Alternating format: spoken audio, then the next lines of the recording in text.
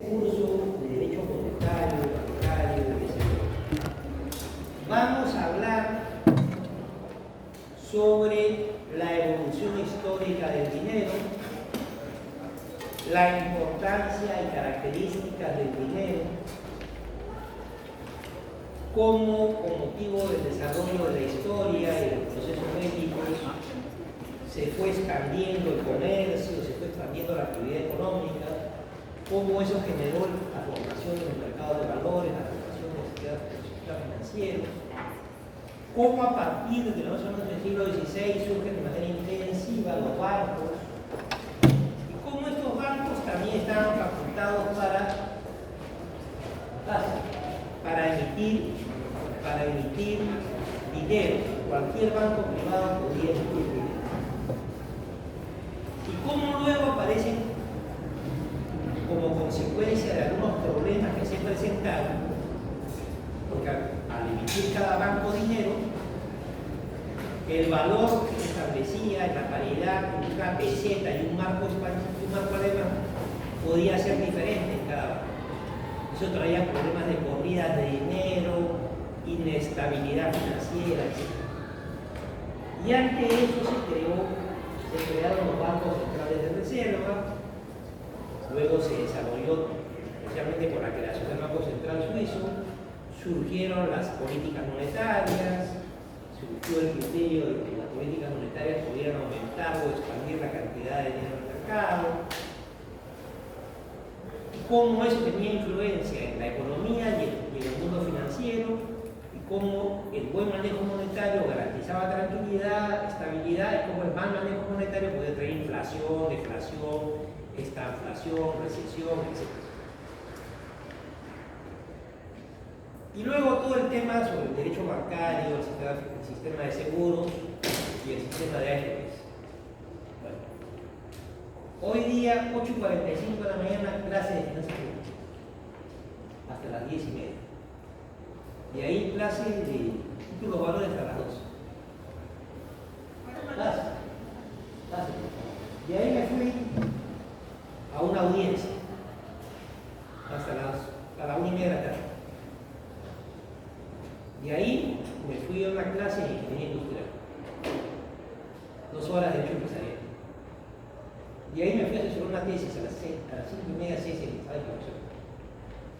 Y ahí me iba a dictar una clase a 252 de obra social.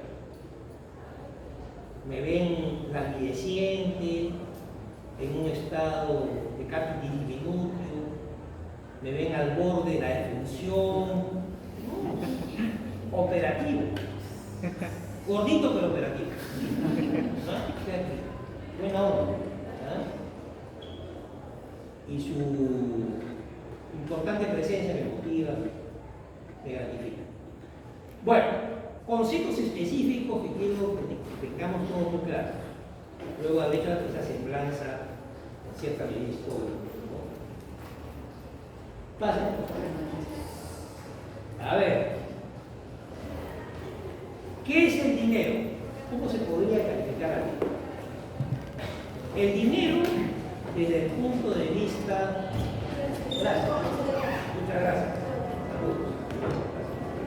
El dinero como un bien mueble, como un bien divisible, como un bien usualmente corpóreo, pero que también con las nuevas variantes del dinero electrónico o del dinero expresado en el Bitcoin, por ejemplo, puede ser ya un dinero virtual. El dinero como un bien regulado por las normas de la superintendencia, del BCR. Y el dinero que cumple funciones en la actividad económica y en la actividad jurídica. En la actividad económica ejerce funciones como medio de intercambio para la adquisición de bienes y servicios. Medio de intercambio para la adquisición de bienes y servicios. El dinero, en un determinado momento, que fue en realidad con la edad de los metales y luego con el desarrollo de la agricultura, significó una estabilización. ¿Qué tal? Significó una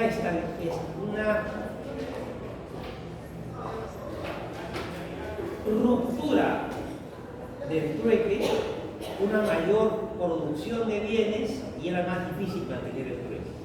Ante ello, y luego del surgimiento de una serie de fenómenos históricos, se creó el dinero para cumplir diversas funciones. Funciones como ser un medio de intercambio, ser un depósito de valor. El dinero representa un activo financiero que cuando es bien administrado conserva un valor intrínseco.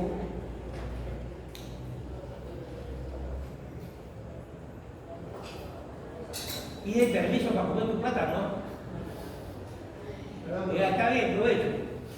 Todos tenemos hambre. Ya. Una unidad de cuenta que ayuda a contabilizar el valor de los bienes. Un instrumento de crédito, un patrón de pago diferido, que permite comprar bienes hoy y pagarlos de un determinado tiempo. Entonces son funciones del dinero. ¿Y cuál es la principal función jurídica del dinero? La principal función jurídica del dinero es la de ser un medio de pago de las obligaciones dinerarias.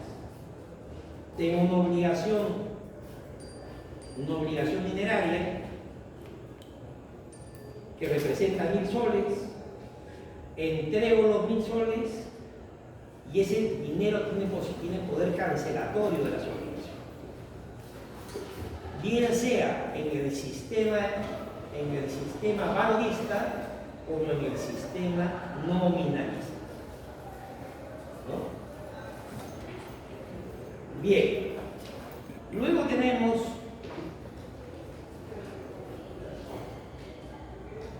la importancia que significó la creación de los bancos centrales para justamente garantizar esa función.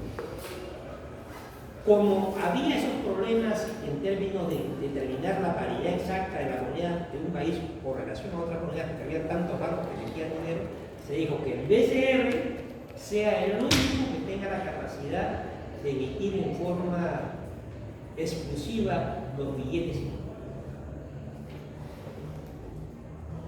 Segundo, que sea el único que pueda prestarle dinero al Estado. Tercero, que sea asesor económico y financiero de los gobiernos. Que sea el regulador del crédito y la moneda en el sistema financiero, el regulador del tipo de cambio, fundamentalmente. Luego se le dieron otras funciones como informar al país sobre la situación económica en la casa. ¿No? Bueno, de esas funciones, ¿cuáles en la actualidad ya no rigen? No rige la de ser prestamista de última instancia. Los bancos centrales ya no soportan, ya no apoyan financieramente con créditos a los gobiernos, porque se considera que esa no es su responsabilidad. Su responsabilidad es la de ser un regulador del buen manejo monetario. Segundo, ya no es asesor económico del gobierno, porque para eso están los ministerios de Economía, los ministerios de Hacienda, que asumen ese buen manejo de las finanzas públicas. Finalmente, esas dos funciones principales, y se añade una nueva, la de informar periódicamente a los países sobre la situación económica y financiera nacional. Entonces, esas son las funciones que hoy día tiene la banca central. Y la banca central no solamente tiene esa importante función, esas importantes funciones, sino que se añaden otras derivadas del surgimiento del Fondo Monetario Internacional. ¿Cuándo se creó el Fondo Monetario Internacional? El Fondo Monetario Internacional se creó en 1945 por la conferencia de Bretton Woods. ¿Y qué papel se le asignó al Fondo Monetario Internacional? Ser el supervisor de las finanzas públicas internacionales. Entonces, siendo el supervisor de las finanzas públicas internacionales y del buen manejo de los tipos de cambio y de procurar una emisión monetaria razonable para garantizar las finanzas públicas, los bancos centrales de reserva son los representantes de los países ante el Fondo Monetario Internacional. Entonces hay una gran armonía y una usualmente visión compartida de cómo debe ser el desarrollo de las finanzas públicas entre el Fondo Monetario Internacional y los bancos centrales de reserva. De otro lado, el desarrollo del mundo globalizado, la apertura de los mercados, el surgimiento de las empresas clasificadoras de riesgo obliga a que exista un banco central que garantice el buen manejo de la estabilidad monetaria con fines también del desarrollo de inversiones extranjeras. Uno de los indicadores que permanentemente analiza una empresa clasificadora de riesgo en un país determinado es cuál es el comportamiento de la inflación. Otro indicador es cuál es el comportamiento del déficit fiscal. Está bien, dirán en el mundo exterior, que el Perú tenga 3.7% de déficit fiscal. Está bien sí que tenga una tasa de inflación no mayor al 3%. Y porque se considera que esa estabilidad monetaria ayuda al buen funcionamiento del sistema financiero y ayuda al buen funcionamiento de las operaciones comerciales internacionales. Que eso es en gran medida el gran damero conceptual desde que se produjo el consenso de Washington en el año 1989. Esa suerte de aldea global en materia económica que ya no representa la bipolaridad del mundo, Estados Unidos versus Rusia, sino un gran gendarme internacional que es Estados Unidos, seguido a determinada distancia por su fortaleza comercial con China, ¿no? Pero siempre Estados Unidos como más grande que todo, porque Estados Unidos tiene algo que nunca tendrá China. Estados Unidos, con todos sus defectos, siempre tendrá democracia. Tiene un loco, hay un orangután que está hablando, que está repugnando como Trump, pero tiene un Congreso muy fuerte, tiene una opinión pública muy fuerte. Entonces, esa es la fortaleza de la democracia norteamericana, que nunca se va de la China, que es un régimen de partido único, partido comunista, y opresión a la oposición, de cancelación de la libertad de expresión, de cero internet, de ningún tipo de comportamiento democrático, ¿no? Creo que es muy inminente que en algún momento financiera, económica, industrialmente China le siga pisando los talones y eventualmente pudiera pasar a Estados Unidos. Pero Estados Unidos tiene otras cosas, esa fortaleza democrática, Estados Unidos tiene esa fortaleza militar, Estados Unidos tiene esa gran calidad de sus universidades. Entonces hay otros aspectos, tiene una inmensa opinión pública, con posiciones ideológicas de todos estilos. Entonces, ahí es, pero ese es otro tema, esa es otra visión. Sino que estamos en una facultad de derecho y ciencias políticas. No todo es códigos, no todo es artículos, no todo es incisos, no todo es el proveído al secretario de juzgado. Hay que dar otra visión a los alumnos. Cuando se puede dar, hay que dar. Hay gente que no la puede dar. Cuando la puede dar, trata de dar, no trata de compartir. Bueno, entonces, cuando surgió este fenómeno en el año 1989, ¿cuánto exportaba el Perú al mundo? Exportaba 3.500 millones de dólares. ¿Cuánto exporta hoy? 75.000 millones de dólares. A pesar de la existencia cada vez más desesperante, cada vez más traumática, cada vez más repudiable de la señora Boluarte y el gobierno. A pesar de todo, seguimos exportando 75.000 millones de dólares en el comercio exterior y importamos aproximadamente 55.000, 60.000 millones, que nos dan una balanza comercial favorable de cerca de 15.000, 20.000 millones de dólares, lo cual es algo importante para nuestra economía, ¿no? Y además tenemos reservas internacionales de aproximadamente 75.000 millones de dólares, que en el año 90, cuando se fue Alan García, eran menos 450 millones de dólares. Entonces, todo ese cambio que se produjo en el 90, ya me olvidé quién gobernaba en el 90, ya me olvidé quién entró a gobernar en el 90, ya me olvidé. Ese repudiable, esa suerte de HDP, esa basura de rostro humano, ya sé todo como lo califican en San Marcos, ya sé. Pero para mí notable en el proceso de modernización económico-financiera del país. A partir de ahí, Banco Central de Reserva autónomo, inflación 3% anual, apertura a la inversión extranjera, crecimiento de la inversión privada, modernización del sistema tributario aduanero, modernización del sistema presupuestal, reducción de la deuda externa, todo eso. ¿Obra de quién? De Fujimori. ¿Obra de quién? De Fujimori. No fue obra de cualquier otro, fue de Fujimori en su gobierno. Más la alegría que nos generó ese 12 de septiembre de 1992, ver al criminal más repudiado de la historia de la humanidad detenido, como el señor Abimael Guzmán, a todos sus compañeros de ruta del senderismo, verlos ríos de esa señorita Garrido Leca, verlos de rejas. ¡Qué bien! ¡Qué bien! Entonces, todo eso ayuda al desarrollo de la economía. Todo eso ayuda al desarrollo de la economía y al desarrollo de la institucionalidad. Pero como he hablado en política sobre Fujimori, yo no me olvido de la inmensa corrupción que hubo en ese gobierno, tampoco me olvido de eso.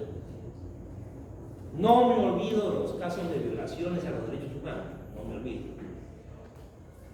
Pero sí me acuerdo de cómo ese Paquita, con la presencia de determinados colaboradores como el doctor Aníbal Torres, limpió la universidad.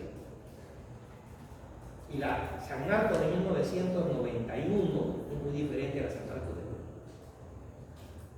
Y cuando ese señor vino a hablar con los dirigentes estudiantiles, vino como presidente democrático en el año 91.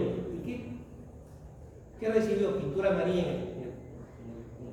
el traje. El señor Don Milón le dijo, ya se jodió. Un año después tomó la universidad. Primera toma 92, segunda toma 95.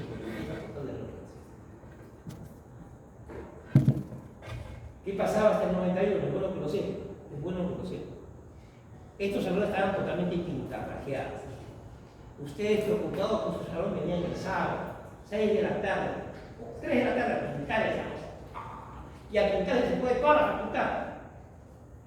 Regresaban el lunes a las 8 de la mañana todo pintarrajeado con conversaciones subversivas.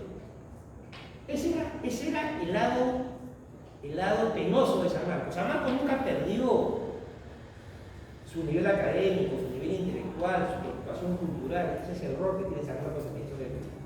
Pero indudablemente todas esas afectaciones de intranquilidad e inseguridad indudablemente afectaron mucho. Ahora todo tranquilo, más tranquila que la católica. O sea, más tranquila que la católica, esa no. Más tranquila que la católica. A veces yo digo demasiado tranquila ya para nosotros. Demasiado. Pero bueno, ya, prefiero eso a lo anterior, la verdad. Bueno, ya. ¿Cómo se logra el cumplimiento de esas funciones del dinero? Por las políticas monetarias. Conjunto de lineamientos técnicos que establece el Banco Central para asegurar el aumento o la reducción de la cantidad de dinero en función de las circunstancias que vive el país. Si tenemos una necesidad en algún momento de incrementar la producción nacional, disminuimos la tasa de interés, que es el precio del dinero, disminuimos el encaje, que es ese porcentaje, esa cantidad de dinero que mantenemos en el PCR para asegurar la devolución de los depósitos al público, disminuimos la tasa de descuento para que puedan haber transferencias de los valores entre Banco Central y los bancos privados, generar mayor liquidez,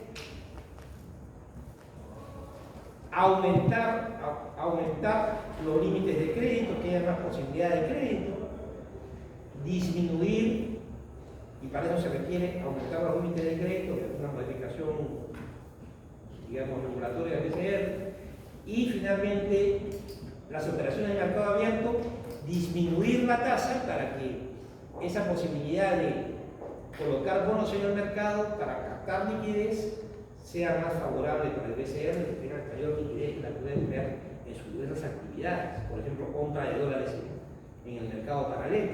O sea, entonces, todo eso es bueno.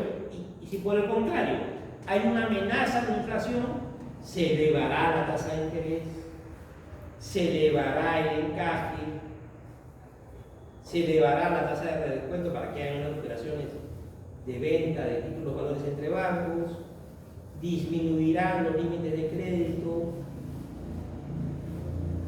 aumentarán las tasas por las operaciones de mercado abierto, etc. Política monetaria expansiva la primera, mayor cantidad de dinero en el mercado; política monetaria restrictiva, menor cantidad de dinero en el mercado. Ya.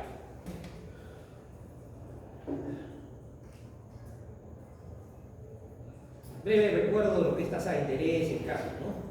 Tasa de interés, mecanismo, insumo fundamental en el desarrollo de la actividad económica, precio del dinero, clases, interés compensatorio, moratorio legal. Moratorio compensatorio para compensar al acreedor, moratorio para sancionar la demora en la devolución, legal cuando no se ha pactado un moratorio ni compensación. Encaje, obligación de depositar una parte de los depósitos del público del Banco Central para asegurar la devolución a los clientes por parte de cada uno de los bancos.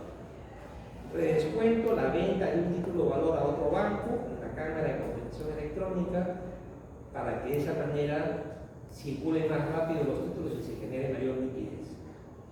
Límites de crédito, la obligación legal internacional y peruana de no exceder un determinado límite de crédito para garantizar la estabilidad financiera del banco, donde debe haber un equilibrio entre el nivel de endeudamiento y el nivel de patrimonio del banco. No sobreexponer el patrimonio del banco a tanto endeudamiento. Tiene una relación racional, coherente.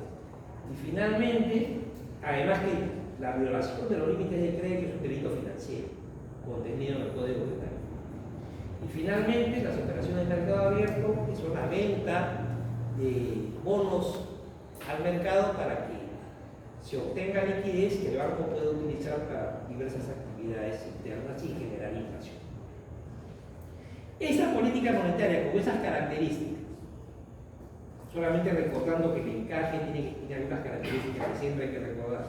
El encaje es intangible, el encaje es inembargable, el encaje es regulado por las normas del Banco Central de Reserva. Ya. Consecuencia de las políticas monetarias, veremos en el curso qué es la inflación, qué es la deflación, qué es la devaluación, qué es la estagflación o inflación con recesión. Veremos también el aporte significativo a la reactivación económica que puede tener una buena política económica. Una buena política económica, una buena política monetaria puede ayudar, conjuntamente con otras medidas, a reactivar la economía de un país. Parte del proceso de reactivación está integrado por una buena política monetaria. Bueno, ya. En el caso de la inflación, el incremento significativo del costo de vida, principalmente por una excesiva emisión de dinero.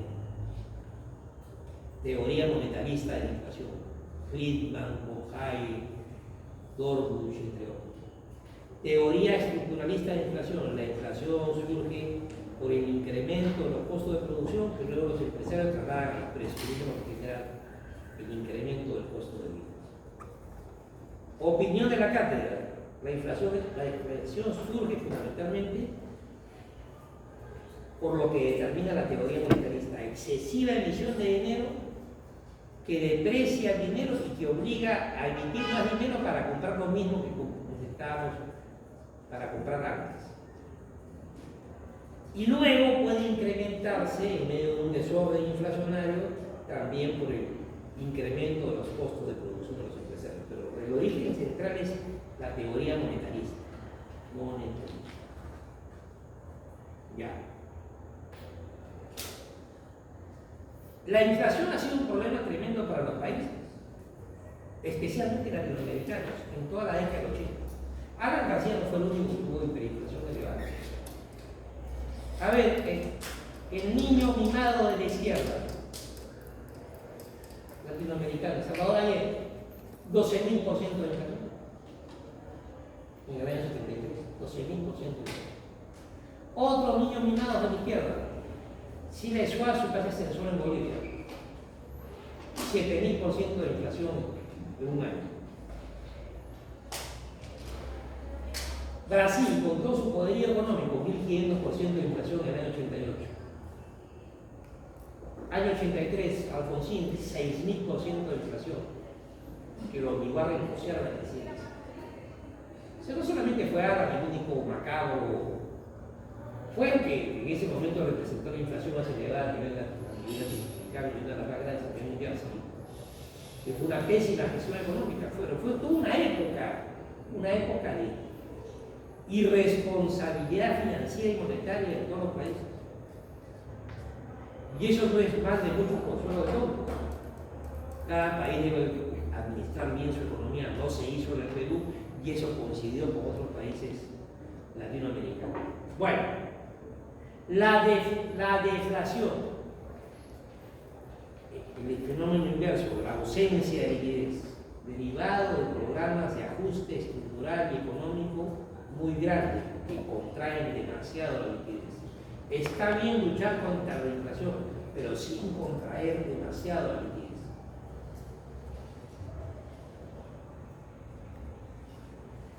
Hay países que viven permanentemente con la deflación. El ejemplo más emblemático de país que siempre vive con deflación es Japón. Y Japón es una tremenda potencia económica e industrial. ¿Cuál es el contrapeso? Su inmensa industrialización y su alto nivel de inversión, y que tiene un Estado que alienta el desarrollo económico. Pero la deflación es peligrosa en el sentido que esa carencia de liquidez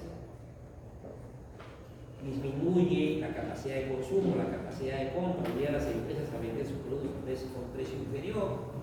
Eso disminuye los niveles de rentabilidad, los niveles de ganancia, los niveles de recaudación tributaria. Es un problema económico y social muy agudo de la deflación. La devaluación.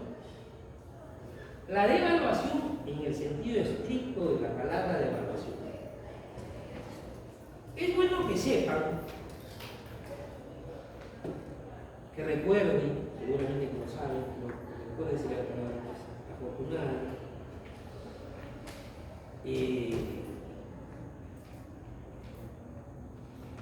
la combinación pavorosa de la inflación con la recesión. ¿Cuándo se vivió eso? Se vivió en el gobierno de Belaúnde, en el segundo gobierno de Belaúnde y en el primer gobierno de Alan García, donde había una caída del PBI de aproximadamente 15% y un incremento significativo de la inflación, en el caso de Belaúnde de 180% y en el caso de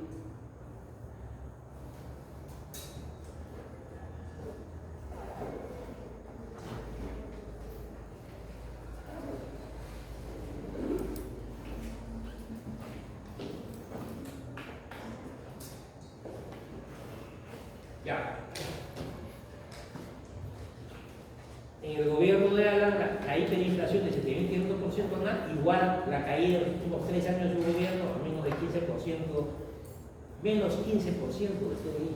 Eso se llama esta inflación. Y reactivación económica, producto de una mejor política monetaria desde el fujimorismo. Desde el fujimorismo, sí. Porque el Perú vivió inflación desde el año 68. ¿Gracias a quién? Al primer gobierno de Belaúnde. Siempre echan la culpa de todo a Alan García, siempre. Los populistas felices de la vida, que se hace. El primer gobierno de Belaúnde subió la inflación histórica del Perú, que era de 3% anual, la subió al 9% anual en el año 68, que era un montón de inflación. En el año 80 recibieron un país con una inflación de 45%. La dejaron en 180% anual. Y claro, yo no voy a defender a Alan, lo que hizo Alan fue bárbaro, terrible, ya se fue por las nubes la hiperinflación. Nunca lo podría defender. Y yo cuando he escrito libros de derecho financiero, y al mismo Alan García, ¿quién le podía decir algo a Alan García? Yo se lo dije. En el año 2001 se lo dije, cuando vino de Europa se lo dije. Alan, tú te equivocaste en eso. Cuando haya la oportunidad de un nuevo gobierno, puedes hacer esto. Como se lo decía Hernán Garrioleta, como se lo decía Javier Silvaruete, como se lo decían otros muy importantes economistas, yo como un abogado preocupado por estos temas. Y él tuvo la apertura de darse cuenta, y por eso que lo designó a Velarde en el año 2006. Él lo designó a Velarde, que era el jefe del plan de gobierno de Perú. No era una prisa, era el jefe del plan de gobierno de Perú. Bueno, ya.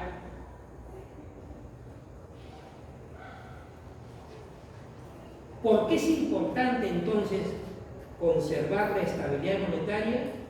Para mantener el cumplimiento de las funciones del dinero, contribuir al desarrollo de los sistemas financieros, favorecer nuestra globalización económica y brindar garantías y seguridades a los inversionistas nacionales y extranjeros. Por todo es importante garantizar la estabilidad monetaria y en medio de todos sus problemas, el Perú, luego de ese latigazo del año 85 al 90, ha aprendido que nunca se puede comprometer otra vez el país en un desorden hiperinflacionario. Y en eso hemos aprendido todo, desde la ultraderecha hasta la ultraizquierda. Nadie quiere más inflación. Por eso que desde ahí nunca hemos pasado, en el peor de los casos, en el gobierno de Castillo, de 8% anual. Nunca más esos niveles de inflación. Bueno, ya. Y eso nos lleva a la importancia de analizar la unificación monetaria, la importancia de analizar cómo esa unificación monetaria ha estandarizado las políticas financieras públicas en Europa, la importancia de la integración económica, la posibilidad de que América Latina tenga o no un banco central latinoamericano, todo eso. Todo eso se va a ir viendo de a pocos. Hoy es una presentación de los temas de curso.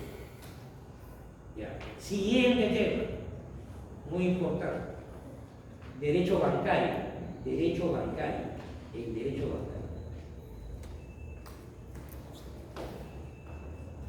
El derecho bancario, hasta 1932, estaba tratado fundamentalmente en el Código de Comercio de 1902, que regulaba sobre todo determinados contratos bancarios, pero no había una visión sobre la importancia del Banco Central, de la superintendencia de banca, porque prácticamente no existía. El BCR se crea en el 22, se reformó en el 32, la superintendencia se crea en el 32. Y fue la corte de la misión Keynes, una misión integrada por grandes economistas norteamericanos y europeos, que se encargó de elaborar toda la ley de bancos de todos los países de América Latina, entre los del Perú. Y ahí se acogieron los mejores conceptos de la banca en ese momento. Pero el derecho bancario en el Perú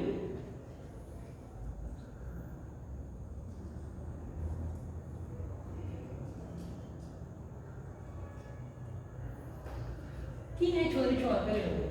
¿Quién?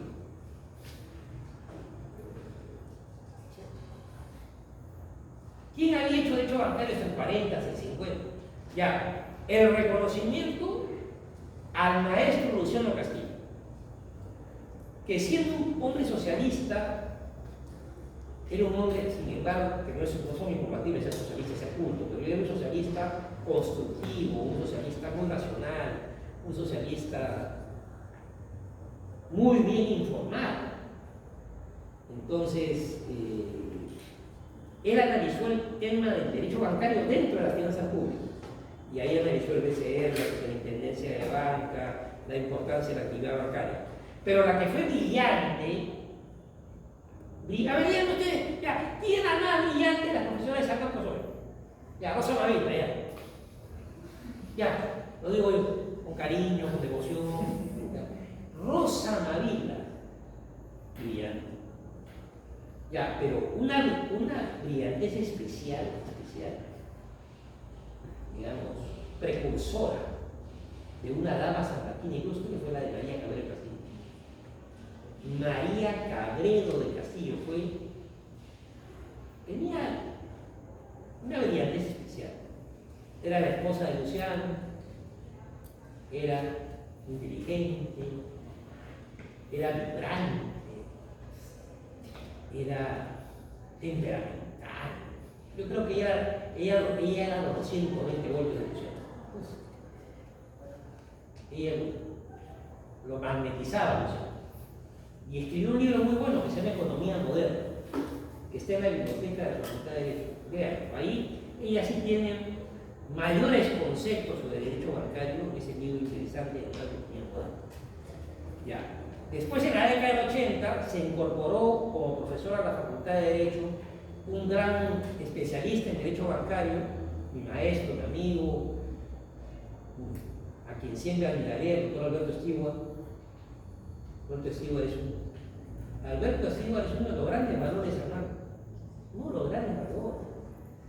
Un maestro que te sabe de filosofía del derecho, que te sabe, domina el derecho romano, que te sabe societario, que te sabe títulos valores, que te sabe contrato, que te sabe bancario. Ese es Alberto Stewart. El primer gran profesor de derecho bancario en San Marcos fue el doctor Stewart, la verdad. Y de ahí del doctor Stewart vino el doctor Castellanes, Rolando Castellanes, un gran maestro, un gran abogado, especialista en derecho bancario. Y los dos han sido grandes funcionarios en el Banco de Crédito. Gerente legal ha sido Rolando, su gerente legal fue Alberto. Y los dos han enseñado en San Marcos, lo han hecho muy bien. ¿No? Ya no enseña Alberto derecho bancario, pudiéndolo hacer siempre, pero sí enseña títulos valores, enseña contratos, enseña otras materias y sigue escribiendo sobre temas vinculados al derecho bancario. Bueno, y ahí escribieron otros profesores, mencionaré a los otros profesores, mencionaré a Juan José Gocieres, con sus 3 o 4 libros de derecho bancario, interesantes. El profesor Yaupari, que escribió un tratado de derecho bancario, exalumno nuestro, acá en San Marcos, de más o menos 800 páginas, lo cual saludamos. Y ahí escribió hace poco, hace 3 años, un profesor que ahora es vocal supremo, dice que ella es su maestra. Bueno, pues por ahí apareció un patita que escribió un tratado de casi 1600 páginas. ¿Cómo se pide ese patita, ese loco? Figueroa Bustamante. Y ahí tengo el tratado. Creo que la primera clase no corresponde traer el libro. Sobre ese libro vamos a estudiar. Y también sobre los de Gocieres, y también sobre lo que ha escrito Alberto, lo que ha escrito Rolando Castellanes. Acá yo soy aprista, pero si es lo que yo condeno del ATA, si lo condeno, el CEASA, sobre el aprismo salvadoreño. No. El Perú lo construimos todo con el aporte de los izquierdistas, el aporte de la derecha, una derecha más culta, más sabia, más democrática, una izquierda más tolerante, más amiga del consenso, la gente que sea genuinamente decente. Esa es la suma de esfuerzo, no hay que caer en el positivismo, en el aprismo, ¿sabes? Y de la misma manera, en el ámbito académico, sinceramente lo digo, o sea, en materia civil, valiosísima la presencia de Juan Espinosa, En materia civil, valiosísima la presencia de Enrique Barça. En materia civil, genial la presencia de Aníbal Toro. Esa suma es la escuela de los civiles armados. Más seguramente Fabián Amanco, Julio Pozo Sánchez, más otros muchachos nuevos, Alan Pasco. Ese es armado. Y en materia penal, la fortaleza en Yesta de Urquizo, la fortaleza en Yesta de Carlos Aldarriaga, la contribución valiosa del doctor Pérez López, la renovación de la savia jurídica alemana de Nelson Salazar, ¿no? Y así, es una escuela, hay matices. El derecho administrativo, la renovación con Eric Cuba, con el doctor Santi, con el doctor Estela, en materia laboral, con otros profesores, el constitucional, el doctor Sosa, muy bueno. Entonces, eso es una escuela, no es que hay una figurita ahí que es la que monopoliza toda la atención, es el esfuerzo de todos. Todos en su momento aportamos algo, ¿no? Y lógicamente mencionar a nuestro gran maestro, nuestros dos grandes maestros adicionales al doctor Esquivo y al doctor Castellano, el doctor Ricardo Bonilla Gallegos y el doctor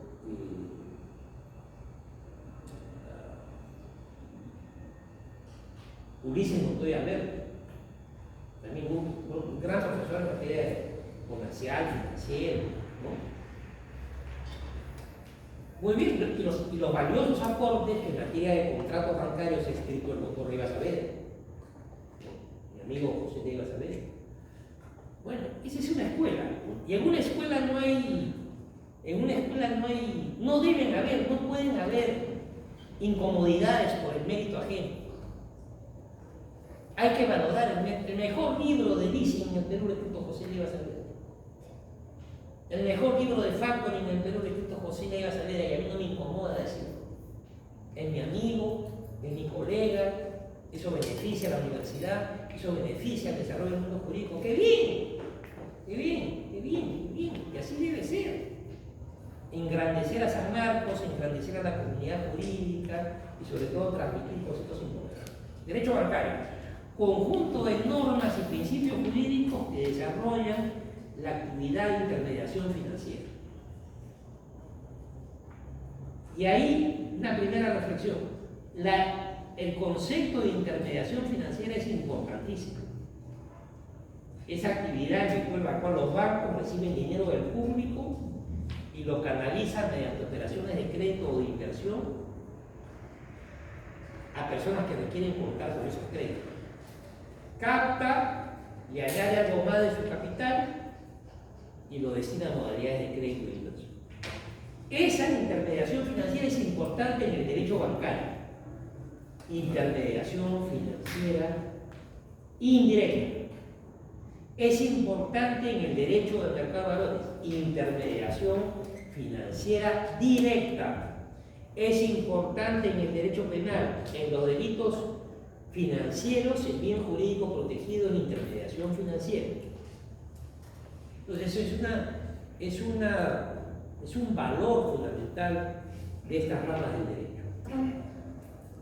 Y además tiene características muy importantes. La intermediación financiera tiene que ser autorizada para que se desarrolle.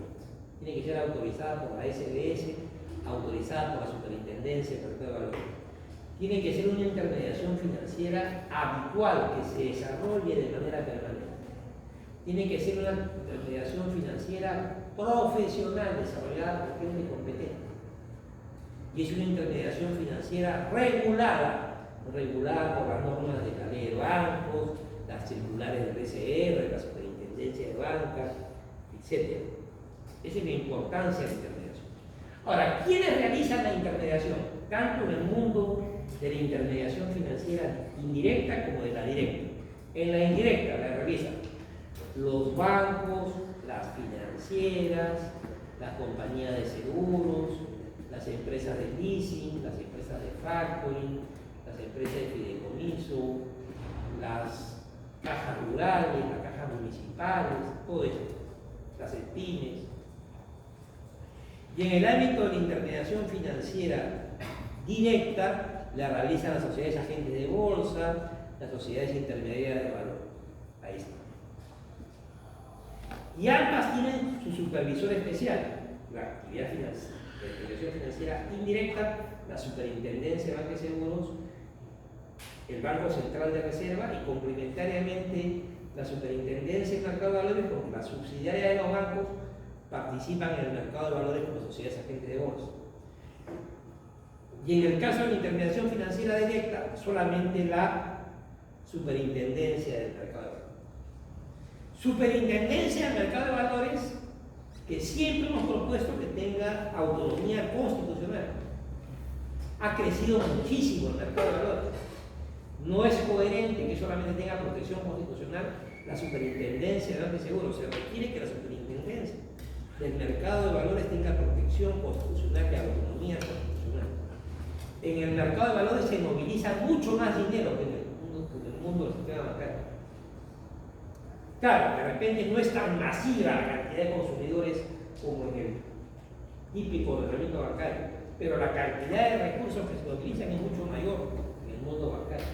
Entonces, debería tener también esa función. Y como seguramente también se dan mecanismos de aproximación entre estos mercados. En el caso de la intermediación financiera directa, tres protagonistas básicamente. Sociedades agentes de bolsa que compran valores, compran o venden valores por encargo subjetivo. Pero que también pueden las sociedades agentes de bolsa comprar por cuenta propia. Quieren los directivos de las sociedades agentes de bolsa comprar acciones de empresas mineras, lo pueden hacer. Comprar acciones de empresas financieras, lo pueden hacer. En cambio, la sociedad intermediaria de valores solamente puede comprar por encargo de terceros, no puede comprar para sí. Y además, cuando compra la sociedad agente de bolsa por cuenta propia y por cuenta de terceros, tiene que tener una contabilidad separada para cada uno. Contabilidad separada para las operaciones por cuenta propia, contabilidad separada para las operaciones por cuenta de terceros. Eso es. Ya.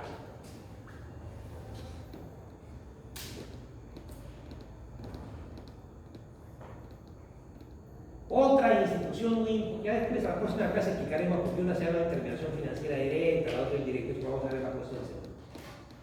Otro tema muy importante, la organización jurídica de las empresas del sistema financiero y del mercado de valores. ¿Cuál es su organización jurídica, su organización en cuanto a forma societaria?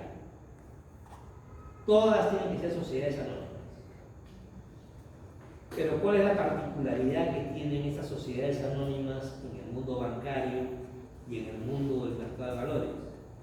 La particularidad que ya ha establecido la propia Ley General de Sociedades, que se trata de sociedades comerciales o anónimas especiales, que se regulan por sus leyes propias, se regulan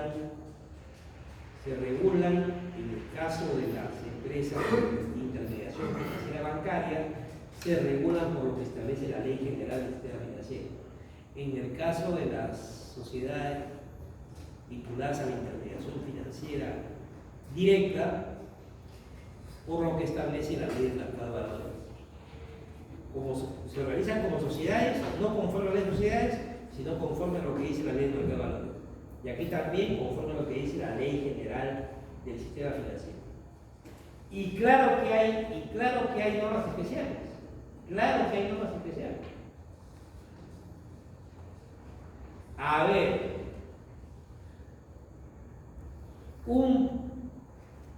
el monstruo, ese desgraciado, yo seguro que sabe la policía dónde está y que se mueren de miedo de no agarrar, o que tiene gente que lo cuida dentro de la policía. Todo el mundo sabe quién es el monstruo hace por lo menos 3 años. Un criminal que está dedicado a la actividad delictiva desde que era motociclista en de Piedra. Nadie lo toca. Ya. Asumamos que el monstruo lo condenan alguna vez y cumple sus, calculo, 30 años, tenía que tener mínimo. 30, cadena perpetua. ¿No? Cadena perpetua pues así queda ahí. Otro criminal que tenga 20 años, cumple sus 20 años comillas, se rehabilita y conforme a la ley de sociedades puede formar una sociedad anónima en la que él tenga el 99% de las acciones y se completa con otro pata que tenga el 1%. No hay problema. Y ahí puede ser el presidente del directorio, según la ley de sociedades. Según la ley de bancos, nada que ver. Según la ley de bancos, este monstruo o digamos, X ante X, eso de Chayapalca, por ejemplo, no pueden ser de ninguna manera, no pueden tener de ninguna manera cargos gerenciales en la institución financiera. Y como accionistas solamente pueden tener el 1% de la sociedad, pero no tienen ningún cargo directivo en la institución financiera, porque han incurrido en delitos abiertamente dolosos, ¿no?, contra la vida, delitos tributarios, lavado de activos, etc. Segunda diferencia. En estas empresas reguladas por la ley de sociedades, solamente pueden participar, como sabemos, en la junta de accionistas los accionistas. Nadie más, solamente puede participar en la junta de los accionistas quien es accionista. En la ley de bancos, puede participar en una junta de accionistas el superintendente de banco, por mandato de la ley de banco. Y no dice voy a participar y a mirar a ver cómo se desarrolla la sesión, sino que participa y puede impugnar acuerdos de la sociedad. No estoy de acuerdo, por ejemplo, con que se distribuyan utilidades, porque la situación del banco no es buena.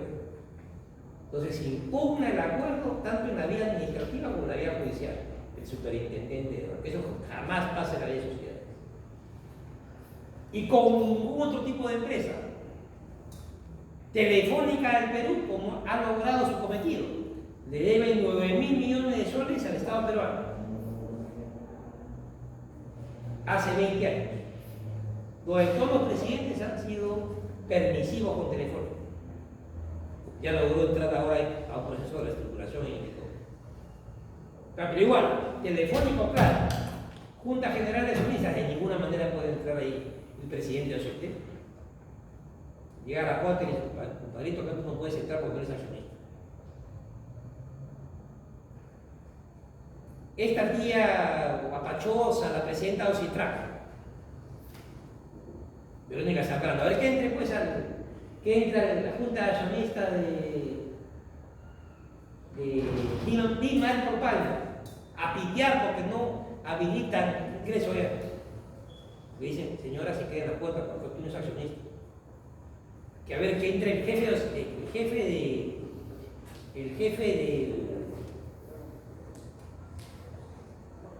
de Sutran a una reunión de una empresa de transporte terrestre por problemas de mala conducción o de fallecimientos. A ver, que permitan entrar a una junta de ninguna manera. En el caso de la banca, sí, el superintendente puede entrar e impugnar acuerdos.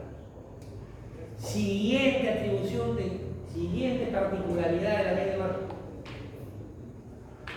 Los quórums establecidos en la ley de sociedades son mucho menores a los que se exige en la ley de banco.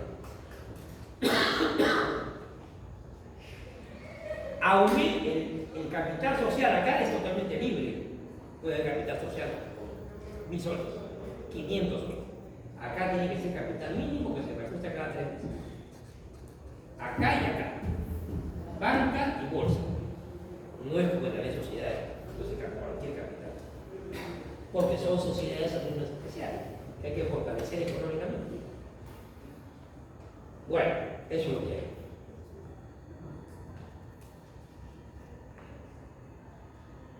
Capital social que se reajusta trimestralmente por norma de la superintendencia. Ya. Otra institución muy importante, otro tema muy importante, el secreto bancario. Secreto bancario. ¿Cuándo surgió el secreto bancario? En el derecho bancario. ¿Desde cuándo creen ustedes que es secreto bancario? El secreto bancario siempre existió, pero existió por una suerte de compromiso moral, ético de los dueños de una empresa que se cliente.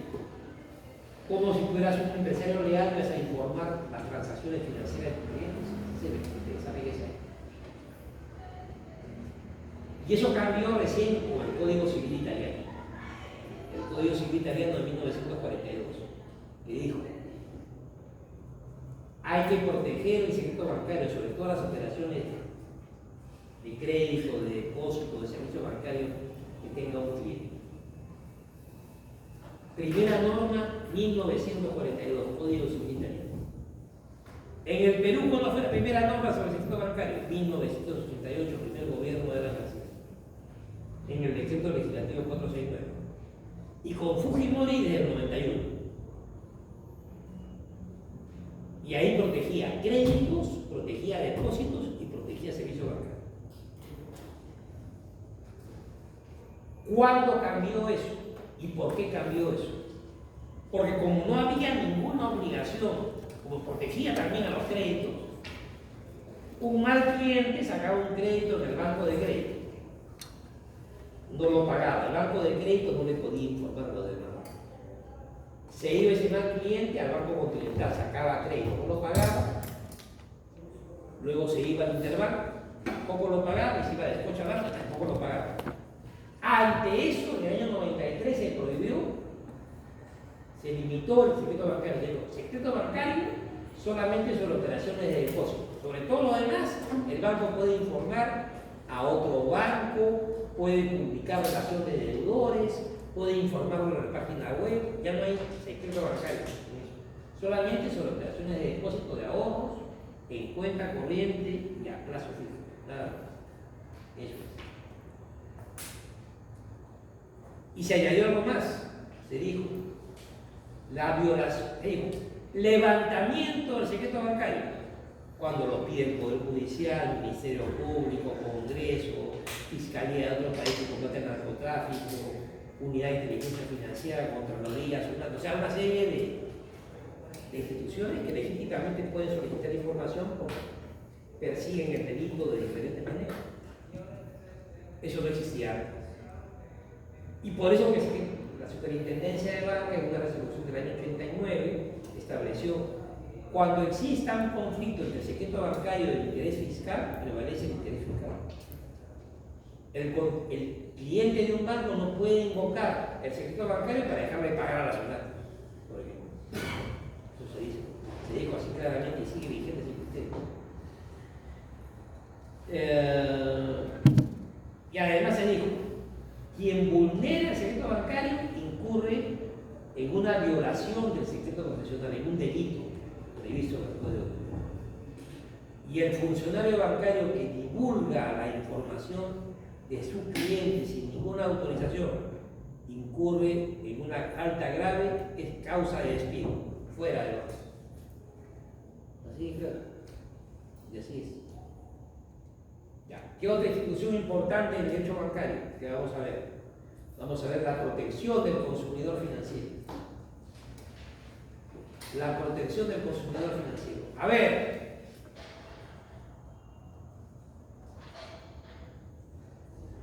Es la verdad, pues, ¿qué puedo hacer? Es la verdad, así sucedió.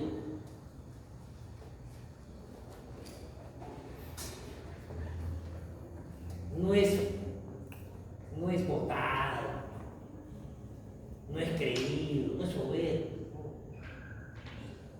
El primer profesor de Derecho Penal Económico que había en San Marcos ha sido Hernán Figueroa Bustamante.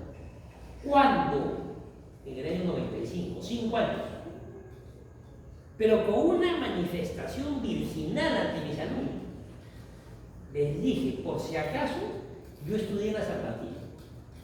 Tuve unos adefesios de profesores de penal: Gustavo Pozo, Villavicencio Terrero, Bratón Arias, Portocarrero Hidalgo. No sé, de repente por otros no sé si aprendí algo. Creo que aprendí algo teóricamente, no puedo defender, pero no soy penalista. Pero yo a ustedes les voy a explicar cuál es el fundamento económico empresarial detrás de cada una de las figuras del delito. ¿Por qué son delitos para el legislador penal peruano? Y así lo dice, 5 años. Hasta el 2000. Me casé en el 2000 estaba con las neuronas aceleradas, la adrenalina, tenía mi mujer de 1,80 m, imparable. Entonces yo dije, ya tengo que encargar. Dije, ¿saben qué? Discúlpenme, prevalece la familia. Este año ya no enseño Derecho Federal Económico, me dedico a encargar. Y efectivamente, siguiendo el buen ejemplo de mi abuelo que tuvo 17 hijos en Grecia, a los 10 meses, 9 meses, ¡pum! Sí, que sea un comercial, no fue la alegría de recordar, ¿no? Y fue una experiencia maravillosa. Cuando te casas es algo maravilloso, lindo. Cuando tienes un hijo es cuando cambia tu vida. O sea, no hay valor, sentimiento. Yo siempre tuve un amor muy grande, y hasta ahora lo conservo con mi madre. Tuve un amor muy grande en otro sentido por las novias enamoradas que tuve, mi esposa, que conservo ese inmenso sentimiento hasta ahora, cada vez mayor. Pero el amor por un hijo, por una hija es diferente. Es un plus, es un valor agregado.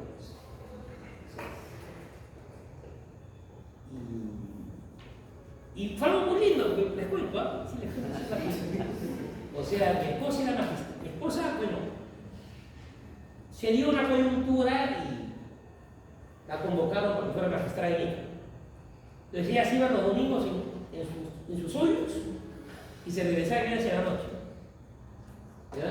Y yo me quedaba desde el domingo a la noche y le enseñaba en San Marcos y todo. Entonces, me iba los días lunes, que siempre enseñaba días lunes, me iba así corriendo, 9 de la noche en punto, mi taxi, 9:30, 9:45 estaba. Cuando vivía en esa época en Salamanca, en mi suegro. ¿Ya? Y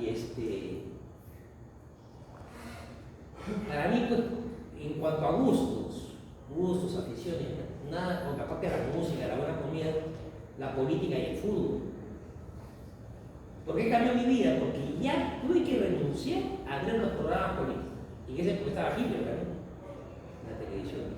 Caballero, no veo a Hitler. Caballero, no veo ningún programa de fútbol. ¿Cuál era mi razonamiento? Mi razonamiento era el razonamiento amoroso de padres a su hija. Era mi hijita linda, ¿no? Yo decía así, si yo me pongo a ver televisión, ese sentimiento tan sublime, la voy a despertar. Yo no voy a dormir, me voy a boletear y no me voy a despertar. Tengo que servirle su leche 4 veces en la noche. O sea, pues, ese sentimiento de padre con hijos, con hijas, y la relación paterno-filial es muy grande siempre, pero así me digan lo que me digan. Sin ningún tipo, si hubiera sido hombre, bacán. Pero la relación padre-hija, padre, varón con hija, es una relación. ¡Wow! ¿No? Ya. Volvemos a la protección del consumidor financiero. Entonces, ahí hay que conciliar los derechos del consumidor financiero con las normas del Código de Protección del Consumidor, las normas de la Ley de Defensa del Consumidor de Servicios Financieros, que es una norma alentada, promovida por la Superintendencia, más otras circulares, donde básicamente hay el derecho a la información, el derecho a la idoneidad del servicio producto bancario, el costo efectivo del crédito, la tasa efectiva anual, todas esas cositas que la van a comentar. El tema de los delitos financieros y monetarios. Delitos monetarios, la falsificación y adulteración de moneda, la adquisición de máquinas para desarrollar esos delitos, cada uno de los delitos financieros, la intermediación financiera no autorizada, la concentración crediticia, la información financiera falsa, la omisión en la constitución de provisiones, una serie de figuras que vamos a analizar con detalle. Bueno, como hoy día lo dejamos ahí. Evaluaciones. La próxima semana voy a empezar a encargar pedir los trabajos de investigación que van a hacer. El primero se va a presentar dentro de 2 meses. Luego vendrá el segundo para la segunda parte del año, que será un trabajo ya grupal.